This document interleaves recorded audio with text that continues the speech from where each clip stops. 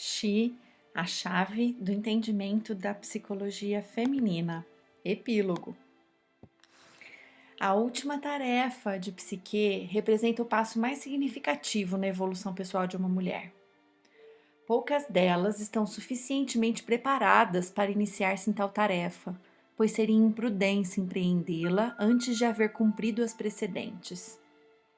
Tentar essa jornada muito cedo seria um convite ao desastre. Recusá-la, se apresentá-la, é igualmente terrível. Nos primórdios da civilização, dificilmente seria empreendida por pessoas comuns. Era tarefa para os eleitos do mundo espiritual. Hoje, mais e mais mulheres são chamadas a esse grau de evolução. Quer tenham ou não consciência disso, é um degrau que vai gerar poder interior. O importante é fazer a opção de iniciar esse processo assim que ele se apresenta. Você simplesmente não pode ignorá-lo uma vez que tenha início, assim como também não pode ignorar uma gravidez. O que podemos extrair dessa história? Os 3 primeiros auxiliares de Psique eram elementos da natureza formiga, junco, águia. A torre é um elemento feito pelo homem e representa o legado cultural de nossa civilização. Ela nos ajuda e muito a saber como foi que outras mulheres em épocas passadas conseguiram completar sua quarta tarefa. Santa Teresa de Ávila refere-se a ela como castelo interior. Líderes da teologia, mormente mulheres, têm seus pontos de vista sobre ela. As feministas de nossos dias muito têm o que dizer. Na legenda cristã também encontramos bastante material sobre esse tema, com muitas histórias sobre as santas. De sua parte, a psicologia junguiana traz muitas crônicas sobre a forma feminina de cumprir cada tarefa. É bem importante discernir as formas do passado, tanto no Ocidente quanto no Oriente, e diferenciá-las dos caminhos contemporâneos. Finalmente, como na maioria das coisas, somos deixados com nossa própria torre interior, em nosso próprio caminho solitário. Psique precisa abrir caminho para chegar ao inferno, o lugar da dissolução. Quantas não são as jornadas que se iniciam no ponto mais inesperado ou menos valorizado, descendo o intransponível caminho para a escuridão abissal do mundo interior. Ela não deve parar e não deve deixar-se desviar pela sua generosidade feminina. Precisa aprender a dizer não ao coxo e ao afogado, mas só durante esse estágio do seu crescimento. É um período muito difícil para a mulher. Um velho manco lhe pede que o ajude a recolocar lenha no dorso do animal e ela tem que dizer não. Um moribundo lhe pede para ela ajudar-lhe e ela precisa dizer-lhe não. Há uma imagem chinesa que mostra o masculino e o feminino assim. Um homem está no topo de uma montanha ao pôr do sol, com as mãos estendidas, palmas viradas para cima. Afirma um sim criativo. A mulher está no topo de uma montanha ao pôr do sol, com as mãos estendidas, palmas viradas para baixo. Afirma um não positivo. No pensamento chinês, essa é uma forma de expressar o fato de que o masculino e o feminino carregam, cada um, metade da realidade. É o yin e o yang na visão chinesa, ao se completarem mutuamente na perfeição. Um precisa do outro, um alimenta o outro. Ocupamo-nos aqui do não criativo e não do não simplesmente indiferente. A negativa enquanto ato criador é algo possível, mas no nosso mundo ocidental é uma possibilidade quase que inteiramente perdida. A mulher pode chegar a dizer um não criativo, construtivo, ordenador, caso cumpra essa última parte das provas impostas à psique. Em quase todas as sociedades primitivas, se alguém ajuda uma pessoa, fica preso a ela. Na África, por exemplo, se alguém salva a vida de uma pessoa que mais tarde vem a cometer um crime, aquele que a salvou é responsabilizado. Psique paga pela travessia do Estige com uma moeda e reserva outra para voltar. Se ela não guardar energia suficiente no início, não terá meios para terminá-la. Essa jornada requer descanso, introspecção e concentração de energia. Psique precisa desviar a atenção do terrível cão que guarda os portais do Hades. não é simplesmente ignorar as coisas odiosas que se encontram pelo caminho. Elas precisam ser pagas com algo de sua própria espécie, bolos de cevada com mel. A seguir, é importante não dissipar a energia reservada para a jornada, gastando-a com Perséfone e adotando sua forma de ser. Ela é a rainha do mundo dos mortos, a deusa inatingível, a eterna donzela, a rainha dos mistérios. Essa parte da mulher deve ser honrada e respeitada, pois aqui é que o mistério deve ser desvelado. Mas você não pode não se identificar com ela. Não é difícil encontrar exemplos de mulheres que permaneceram com Perséfone e não fizeram maiores progressos.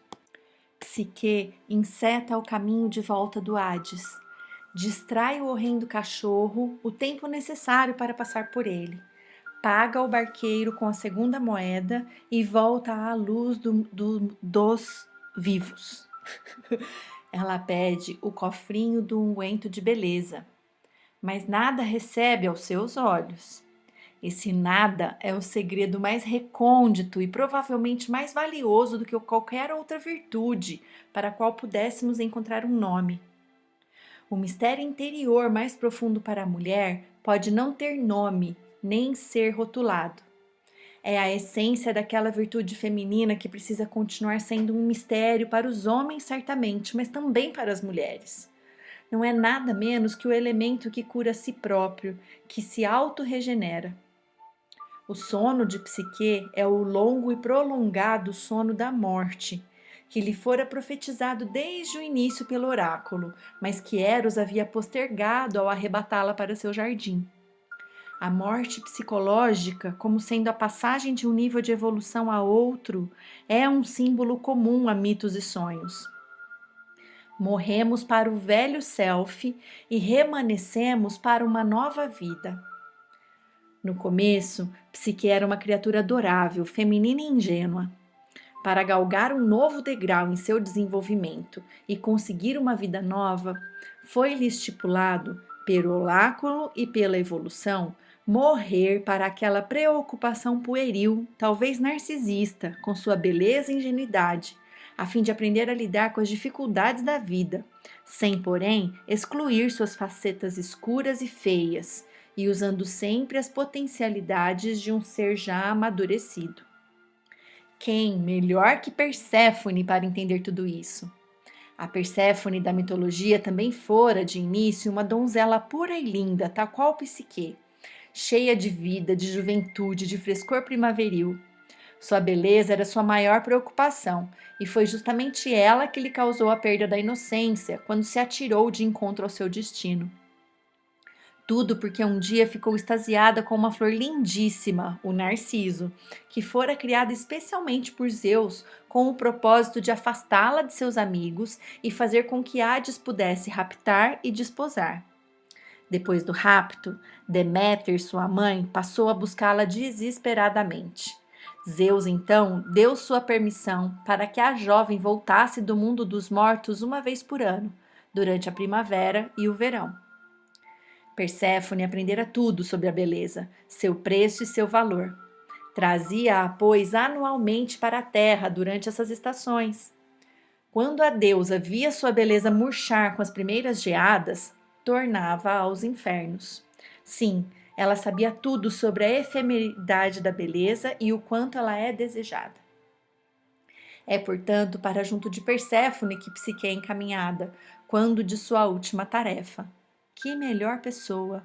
Para quem mais poderia ela ser mandada justamente quando necessitava morrer para a preocupação, infantil e original, com a sua beleza e seu narcisismo, que a distanciava do amadurecimento? Quando Psique desobedece às instruções relacionadas ao cofrezinho. Outra Félix culpa, uma queda do estado de graça, necessária ao desmoronar do drama. Ela toma o elemento feminino, divino, para uso próprio, e ele lhe causa a perda da consciência. É esse o momento mais perigoso da jornada, exatamente o ponto no qual muitos se perdem. Identificar-se com o mistério é cair na inconsciência, que significa o fim para um maior desenvolvimento. Psique trabalhou para executar as 3 tarefas, e por meio delas conseguir uma conscientização maior, mais detalhada em seu processo de autoconhecimento. Finalmente, defrontou-se com a tarefa da individuação, plenitude e inteireza. Isso, porém, exigiu-lhe uma descida às regiões abissais do inconsciente, do Hades, que só pôde ser empreendida depois de ela adquirir controle bastante para trabalhar conscientemente. Muitas mulheres, no entanto, conseguem fazer a jornada em segurança até esse ponto para acabar caindo na armadilha de identificar-se com o misterioso charme de Perséfone. Se isso acontecer, nenhum desenvolvimento mais lhe será possível, uma vez que se tornaram verdadeiros fósseis espirituais, sem nenhuma dimensão humana. Psique também teria sucumbido nessa prova, não fosse essa mesma falha ter ativado o poder masculino de Eros, ou seu lado masculino interior, e o levado a salvá-la. Foi a picada da flecha do amor que a despertou e resgatou do seu sono mortal. Somente o amor poderá salvar você dos perigos de uma espiritualidade parcial. Esse sono de Psique nos recorda o sono da morte de Cristo na tumba, ou de Jonas no ventre da baleia. É o grande sono, a grande morte, o grande colapso que antecede a vitória final. Eros realiza sua tarefa divina e Psique é recebida no céu como imortal. Seu contato com Eros é difícil e perigoso, mas no final brinda com a imortalidade. Portanto, a salvação é o prêmio da totalidade, que não é conseguido só pelo trabalho, mas é dádiva dos deuses. Pode-se, pois, presumir que quem esteve fortalecendo a jovem todo o tempo foi Eros, que foi ele, como Ânimos, que se manifestou como formiga, junco, águia e torre. Se tomarmos o mito todo como a própria história da mulher, Eros é realmente seu Ânimos que está se tornando forte, saudável, deixando de lado as características do moleque malandro para se tornar um homem maduro, merecedor de se tornar seu companheiro. Tudo é conseguido, sim, com o trabalho da jovem, mas também com a colaboração efetiva dele. Nesse mito, como em muitos outros, a morte é apenas um sono. O Ânimos, em sua dimensão no mundo interior do Olimpo, é capaz de salvar o ego e elevar a psique a uma vida nova, a um novo estado de existência. Ego e Ânimos agora mantêm um relacionamento adequado, pleno e total. Ela agora é a rainha, e o fruto dessa união é a alegria, êxtase, totalidade e divindade. É bonito descobrir que o problema, que parecia insolúvel, foi solvido quando a protagonista estava ocupada em resolver coisas práticas. Há uma história persa que ilustra bem esse ponto. Um jovem escalou uma montanha e lá no topo descobriu uma caverna, e dentro dela uma pérola de grande valor. Mas a pérola estava sob a pata de um dragão, tão grande e ameaçador que ele não viu chance nenhuma de pegá-la. Desgostoso, voltou à sua vida comum e sem grandes motivações. Casou-se, constituiu família, trabalhou e depois de velho, quando os filhos já estavam saídos de casa, viu-se livre novamente e pensou: antes de morrer, vou voltar à caverna para olhar a pérola pela última vez. Encontrou o caminho de volta para a caverna. Entrou e viu a pérola linda como antes. Lá estava também o dragão, mas agora tão encolhido que se reduzir a quase nada. Pôde então apanhá-la e levá-la.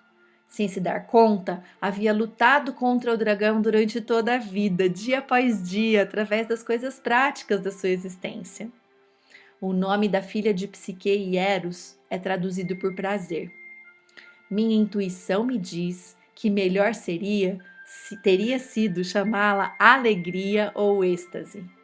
Quando finalmente a mulher alcança seu desenvolvimento pleno e descobre que é uma deusa, dá à luz um elemento de prazer, alegria ou êxtase. Creio que o coroamento da realização feminina é ser capaz de levar essas qualidades para a sua vida. O homem valoriza tanto a mulher justamente por causa dessa capacidade ou poder. Ele não consegue encontrar o êxtase sozinho, sem a ajuda do elemento feminino, que pode estar tanto na mulher interior, ânima, quanto na exterior. A alegria é uma dádiva que brota do coração da mulher. Ela manifesta beatitude e é a imagem viva dela.